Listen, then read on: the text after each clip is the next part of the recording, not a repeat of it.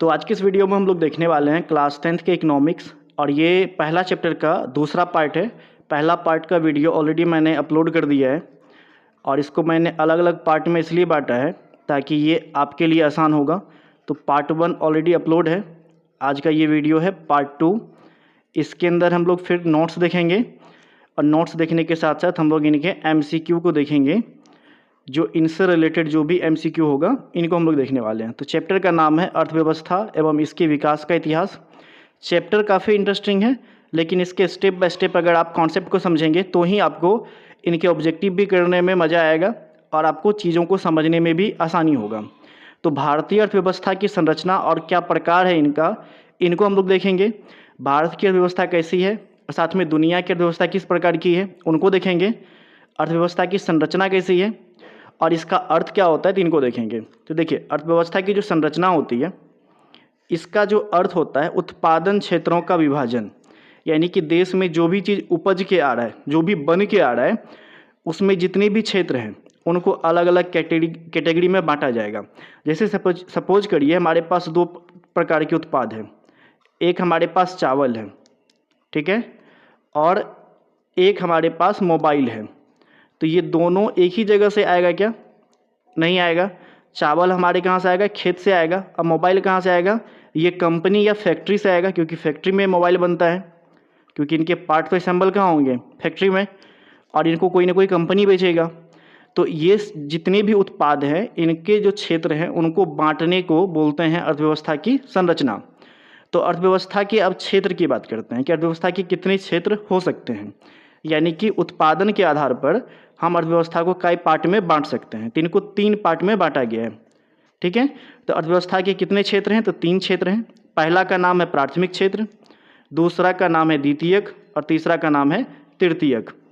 अब जो प्राथमिक क्षेत्र हमारा है ये कृषि क्षेत्र कहलाता है, यानी कि खेती बाड़ी से रिलेटेड जितनी भी चीज़ें आएगी वो आपका प्राथमिक क्षेत्र में आएगा। द्वितीयक क्षेत्र का मतलब औद्योगिक क्षेत्र, यानी कि फैक्ट्री से रिलेटेड जितनी भी चीज़ होंगी, फैक्ट्री हो गया, कंपनी हो गया, उनसे रिलेटेड जो भी चीज़ होगा वो द्वितीयक में होगा। जैसे सपोज करिए हमारे खेत में मक्का होता है, ठीक है, तो मक्का का जो उपज है या उत्पादन है वो आएगा आपका प्राथमिक क्षेत्र में। लेकिन मक्का से अगर ये कुरकुरे बन गया जो हम लोग खाते हैं, अगर ये कुरकुरे बन गया तो ये कहाँ से बन के आएगा? किसी न किसी फैक्ट्री से। तो ये औद्योगिक क्षेत्र का उत्पादन हो गया। इसी तरह से हमारे खेत में क्या होता है? सपोज करिए आलू होता है, तो आलू का उत्पादन क्या आएगा? प्राथमिक क्षेत्र में, यानी कृषि के। लेकिन आलू से क्या बना जाता है? चिप्स बना जाता है। तो चिप्स कहाँ से आ जाएगा? औद्योगिक क्षेत्र से। नेक्स्ट हमारा है तृतीयक क्षेत्र। ये जो है इनको सेवा क्षेत्र बोलते हैं, यानी प्राथमिक क्षेत्र और द्वितीयक क्षेत्र को जो सर्विस प्रोवाइड करे उन्हीं को बोलेंगे सेवा क्षेत्र या तृतीयक क्षेत्र।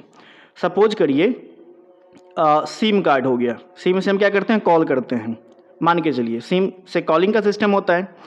तो ये हो गया तृतीयक क्षेत्र। लेकिन इस सिम का उपयोग कौन करेगा? द्वितीयक वाला भी करेगा और प्राथमिक वाला भी करेगा, यानी प्राथमिक और द्वितीयक क्षेत्र को जो सपोर्ट देगा वो कहलाएगा सेवा क्षेत्र या तृतीयक क्षेत्र। तो ये 3 प्रकार के अर्थव्यवस्था के क्षेत्र होते हैं। तो आपसे अगर पूछा जाए कि अर्थव्यवस्था के कितने क्षेत्र होते हैं तो बोलेंगे 3 क्षेत्र, प्राथमिक क्षेत्र, द्वितीयक क्षेत्र और तृतीयक क्षेत्र। आपसे पूछा जाएगा कि प्राथमिक क्षेत्र किसे कहते हैं, तो कृषि क्षेत्र यानी किसान से संबंधित। द्वितीयक क्षेत्र किसे कहते हैं? औद्योगिक क्षेत्र, फैक्ट्री से संबंधित। तृतीयक क्षेत्र किसे कहेंगे? सेवा क्षेत्र यानी सर्विस से संबंधित क्षेत्र। अब सभी क्षेत्र को एक एक करके समझते हैं। तो प्राथमिक क्षेत्र अर्थात कृषि क्षेत्र किसे कहेंगे? तो इसमें क्या क्या शामिल है? कृषि शामिल है, पशुपालन, मछली पालन, वनों से वस्तुएं जो प्राप्त होता है, ये सारे के सारे प्राथमिक क्षेत्र में आता है। जैसे वनों से क्या वस्तु प्राप्त होता है? जैसे लकड़ी प्राप्त होता है, ठीक है, फल प्राप्त होता है। तो ये सब क्या कहलाएगा? प्राथमिक क्षेत्र का भाग। अब कृषि में हमारा आ गया खेती बाड़ी करना हो गया, पशुपालन भी उसी में आ गया, मछली पालन भी उसी में आ गया। अगर बकरी पालन के तब भी किसान वाला काम है, यानी कि जो भी किसान नॉर्मल हम काम कर सकते हैं घर पे वो प्राथमिक क्षेत्र में आता है। और प्राथमिक क्षेत्र का जो आधार है वो प्राकृतिक संसाधन पे सीधा सीधा हम डिपेंड होते हैं। जैसे बकरी पालते हो तो बकरी को तो कुछ खिलाना है, तो कहाँ से लेके आओगे? किसी खेत से ही लेके आओगे। तो वो कहाँ पे निर्भर है? प्राकृतिक संसाधन पे। अब अगला क्षेत्र देखते हैं हमारा जो है द्वितीयक क्षेत्र। इसको क्या कहा गया है? द्वितीयक क्षेत्र को औद्योगिक क्षेत्र कहा गया है। अब औद्योगिक क्षेत्र किसे, इसमें क्या क्या चीज़ शामिल हो सकता है? तो खनिज व्यवसाय, जैसे लोहा तो एक खनिज है ना हमारा, तो लोहा से बनी हुई चीज़ें तो बिकती है ना, तो ये क्या हो गया? खनिज व्यवसाय। निर्माण कार्य, अब निर्माण कार्य में क्या क्या हो सकता है? फैक्ट्री बनना, मशीन बनना, पुल बनना, मकान बनना, ये सब निर्माण कार्य में आ गया। या सपोज करिए हमारे लिए पेन, जिस पेन से हम लोग लिखते हैं या कॉपी से लिखते हैं, ये कहाँ पे आएगा? द्वितीयक क्षेत्र में, क्योंकि वो किसी न किसी फैक्ट्री से बन के आ रहा है। गैस और बिजली जैसी जन उपयोगी सेवा, बिजली भी बनाया जाता है और गैस तो आप जानते ही हैं बन के आता है, तब तो हम घर में यूज करते हैं। तो ये सारे के सारे क्या हो गए? द्वितीयक क्षेत्र। अब द्वितीयक क्षेत्र का मतलब क्या है कि प्राथमिक क्षेत्र से प्राप्त कच्चे माल को तैयार माल में बदलना। प्राथमिक क्षेत्र से, जैसा मैंने समझाया कि प्राथमिक क्षेत्र यानी किसान से आलू लिए, आलू से हम क्या किए? चिप्स बना दिए। एक सिंपल एग्जांपल में समझा रहा हूँ। तो ये आलू क्या था? कच्चा माल था। किससे लिए? किसान से, यानी प्राथमिक क्षेत्र से। अब इस माल को क्या किए? तैयार किए। तैयार किस में कर दिए? चिप्स में। तो ये जो चिप्स हो गया ये द्वितीयक क्षेत्र में आ गया, और जो आलू था वो आलू किस में आ गया? प्राथमिक क्षेत्र में। तो उम्मीद करते हैं ये बात आपको समझ में आ गया होगा कि प्राथमिक क्षेत्र से कच्चा माल को प्राप्त करके तैयार करके जब बेचा जाए तो वो द्वितीयक क्षेत्र का काम होता है। अगला है हमारा तृतीयक क्षेत्र। तृतीयक क्षेत्र का मतलब सेवा क्षेत्र। इसमें क्या क्या है जो एक इंसान को सेवा देता है? बैंक हमारे लिए पैसे का लेन देन का सेवा देता है। बीमा अलग अलग टाइप के होते हैं, जैसे गाड़ी का बीमा होता है, इंसान का होता है। बीमा यानी इंश्योरेंस नहीं, तो इंश्योरेंस, जैसा कि मैंने पहला पार्ट में बहुत ही अच्छे से एक्सप्लेन किया था। हम लोग जो इंश्योरेंस कराते हैं, लाइफ इंश्योरेंस होता है, अलग अलग टाइप के इंश्योरेंस होते हैं, तो ये भी हमें एक सर्विस प्रोवाइड कर रहा है। परिवहन में क्या आ गया? अपना रेलगाड़ी, बस, ट्रेन, हवाई जहाज, तो ये भी हमें सेवा दे रहा है। संचार में क्या आ गया? जैसे मोबाइल फ़ोन हो गया, सिम कार्ड हो गया, ये सब क्या है? संचार का साधन है। सोशल मीडिया क्या हो गया? संचार का साधन है। और व्यापार तो आया ही, तो ये सारे के सारे तृतीयक क्षेत्र में शामिल हैं जिससे हमें सेवा मिले। अगला है कि प्राथमिक और द्वितीयक क्षेत्र को सहायता देता है। तो तृतीयक क्षेत्र का क्या काम है? प्राथमिक और द्वितीयक क्षेत्र को सपोर्ट देना। इन दोनों को जो भी सपोर्ट देगा उनको बोलेंगे तृतीयक क्षेत्र। जैसे सपोज करिए आप अपने देश में कोई प्रोडक्ट बनाएं यहाँ पे, या घर में बनाएं। मान लीजिए ये जहाँ पे आप रह रहे हैं, जिस गांव या शहर में आपने यहाँ पे कोई एक प्रोडक्ट बनाया, इनको आपको बेचना है किसी दूसरे शहर में। तो यहाँ से यहाँ तक ले जाने के लिए आप क्या करेंगे? किसी क्या कहते हैं ट्रक में लेके जाएंगे, बाय ट्रेन भेज सकते हैं। तो ये जो ट्रक है ये क्या है? परिवहन है, जो आपके चीज़ों को एक जगह से दूसरी जगह ले जा रहा है। तो ये आपको क्या दे रहा है? सेवा दे रहा है। तो ये क्या कहलाएगा? तृतीयक क्षेत्र का काम। और आप जो चीज़ बना के रहे थे अपने शहर में, ये आपका द्वितीयक क्षेत्र है। ठीक है, तो आपको ये क्या कर रहा है? सपोर्ट कर रहा है, इसीलिए इनको सेवा क्षेत्र कहते हैं। तो उम्मीद करते हैं ये भी आपको समझ में आ गया होगा कि प्राथमिक क्षेत्र क्या है, द्वितीयक क्या है, तृतीयक क्या है। अब बात करते हैं अर्थव्यवस्था के प्रकार की। तो अर्थव्यवस्था के कितने प्रकार हो सकते हैं? तो अर्थव्यवस्था के 3 प्रकार हैं। पहला है पूंजीवादी अर्थव्यवस्था। अब ये पूंजीवादी क्या होता है इनको आगे समझेंगे। अगला होता है समाजवादी अर्थव्यवस्था।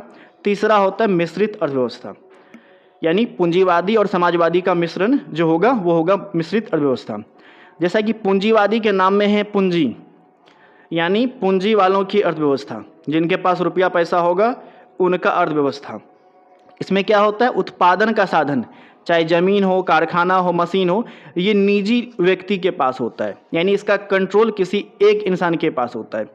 और जिस इंसान के पास होगा, आप सोचिए कंट्रोल, वो तो पैसा वाला होगा, इसीलिए इसका नाम क्या रखा? पूंजीवादी अर्थव्यवस्था।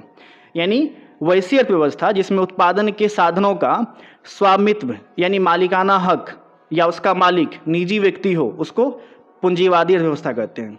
इसका एक लाइन में डेफिनेशन देना है तो कैसे बोलेंगे कि वैसा अर्थव्यवस्था जिसका उद्देश्य निजी लाभ हो उसे पूंजीवादी अर्थव्यवस्था कहते हैं। अब जब किसी निजी व्यक्ति के पास इनका अधिकार होगा तो उसका लाभ भी तो निजी होगा, वो अपने लाभ के बारे में सोचेगा। अब ऐसा कौन सा देश है जहाँ पे पूंजीवादी व्यवस्था ज़्यादा है? तो अमेरिका है, जापान है, ऑस्ट्रेलिया। याद रखिएगा, अमेरिका, जापान, ऑस्ट्रेलिया में पूंजीवादी अर्थव्यवस्था है, क्योंकि वहाँ पे ज़्यादा से ज़्यादा प्राइवेट चीज़ें लगी हुई है। अब प्राइवेट कहने का मतलब पूंजीवादी। अगला है समाजवादी अर्थव्यवस्था। जैसा कि नाम में क्या लिखा है, समाजवादी, यानी कि इसका उत्पादन के साधन और उसका संचालन किसके पास हो, सरकार के पास, न कि आम आदमी के पास। देखिएगा, सरकार के पास, तो सरकार को कौन चुनता है, हम या आप। तो सरकार किसके बेनिफिट के बारे में सोचेगा, समाज के बारे में, क्योंकि समाज के बारे में नहीं सोचेगा तो लोग उसको वोट नहीं देंगे। तो इसका जो उद्देश्य होता है सामाजिक कल्याण, यानी सामाजिक अर्थव्यवस्था का क्या उद्देश्य होता है, सामाजिक कल्याण। तो यानी ऐसा देश जिस देश में के उत्पादन और साधन का संचालन उस देश का सरकार करे, उसको समाजवादी अर्थव्यवस्था कहते हैं, और इसका उद्देश्य होता है सामाजिक कल्याण। और अगर दूसरे भाषा में हम कहें कि सामाजिक अर्थव्यवस्था किसे कहते हैं, तो बोलेंगे कि ऐसा अर्थव्यवस्था जिसका उद्देश्य सामाजिक कल्याण हो, उसको सामाजिक अर्थव्यवस्था कहते हैं। इसमें याद रखिएगा कि इसका स्वामित्व या फिर इसका संचालन या इसका अधिकार किसके पास होता है, सरकार के पास। और निजी व्यक्ति के पास होगा तो पूंजीवादी, सरकार के पास होगा तो समाजवादी। अब ऐसा कौन सा देश है जिसमें समाजवादी व्यवस्था है, तो चीन में है, क्यूबा में है। तो ये दो देश ऐसे हैं जिनके अंदर समाजवादी अर्थव्यवस्था है। अगला है मिश्रित अर्थव्यवस्था।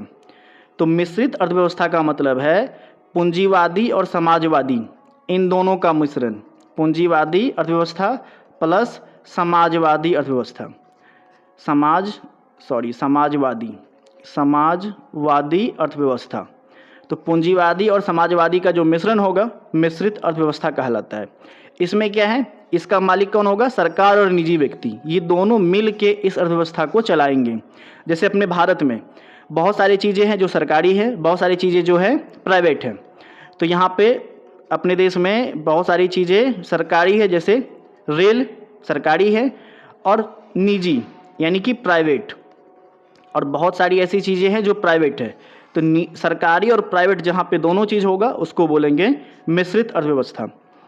इसका डेफिनेशन आपसे कोई पूछे कि मिश्रित अर्थव्यवस्था कैसे कहते हैं, किसे कहते हैं, तो कहिएगा वैसे अर्थव्यवस्था जिसमें पूंजीवादी और समाजवादी दोनों अर्थव्यवस्था का मिश्रण हो, उसको मिश्रित अर्थव्यवस्था कहते हैं। या वैसा अर्थव्यवस्था जिसमें सरकार और निजी व्यक्ति दोनों मिलकर उत्पादन के साधन का अधिकार रखता हो या मालिकाना हक रखता हो, उसको मिश्रित अर्थव्यवस्था कहते हैं। और आप अपने मन से भी इसका डेफिनेशन यहाँ से देख के बना सकते हैं। पूंजीवादी और समाजवाद दोनों का ये मिश्रण है, जैसा कि मैंने बताया, पूंजीवादी और समाजवादी दोनों अर्थव्यवस्था का ये क्या है, मिश्रण है। उदाहरण के तौर पे भारत के अंदर बहुत सारी चीज़ें हैं जो क्या है, सरकारी भी है और प्राइवेट भी है, जैसा कि मैंने बताया आपको। तो सरकारी और प्राइवेट चीज़ें जहाँ पे होगा वो कहलाएगा आपका मिश्रित अर्थव्यवस्था वाला देश। तो आपसे कोई पूछे कि भारत की अर्थव्यवस्था कैसी है, तो क्या जवाब देंगे हम, मिश्रित अर्थव्यवस्था। ये याद रखिएगा, भारत की अर्थव्यवस्था मिश्रित। और आपसे अगर कोई पूछे चीन का तो इसका क्या होगा, समाजवादी। और कोई आपसे पूछ ले अमेरिका का तो क्या बोलेंगे, पूंजीवादी। अब आगे बढ़ते हैं और अगले पार्ट को समझते हैं। भारत की अर्थव्यवस्था का जो प्रकार है, इनको हम अच्छे तरीके से समझने की कोशिश करते हैं, क्योंकि देश हमारा भारत है तो इनको ध्यान से समझते हैं। तो भारत की अर्थव्यवस्था कैसा है, मिश्रित। ये आपके ऑब्जेक्टिव पूछे जा सकते हैं एग्जाम में कि भारत की अर्थव्यवस्था कैसी है, तो मिश्रित। यहाँ पे जो सरकारी क्षेत्र है भारत में, रेलवे हो गया, रक्षा हो गया, ऊर्जा, इन सब का स्वामित्व सरकार होते हैं। और निजी क्षेत्र में जैसे आईटी कंपनी यानी सॉफ्टवेयर कंपनी, व्यापार यानी जितने भी बिजनेस धंधा हो रहा है प्राइवेट लोग कर रहे हैं, उद्योग जितने भी फैक्ट्री वगैरह हैं ये भी कौन कर रहे हैं, निजी लोग कर रहे हैं। तो यहाँ पे सरकारी क्षेत्र और निजी क्षेत्र दोनों के दोनों सक्रिय हैं, यानी हमारे देश में सरकारी भी चीज़ें हैं और प्राइवेट भी चीज़ें हैं।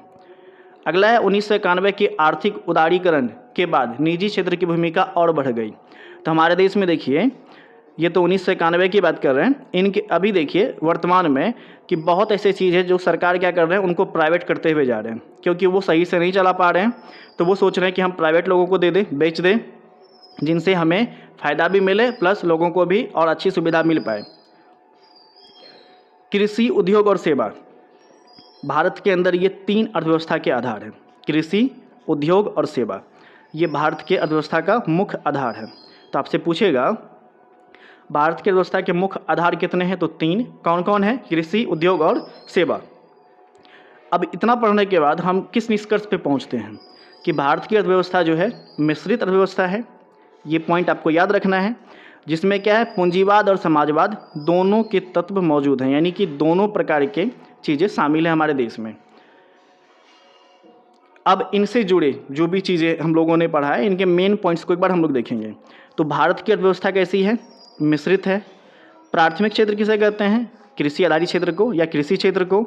द्वितीयक क्षेत्र किसे कहेंगे, औद्योगिक क्षेत्र को या उद्योग आधारित क्षेत्र को।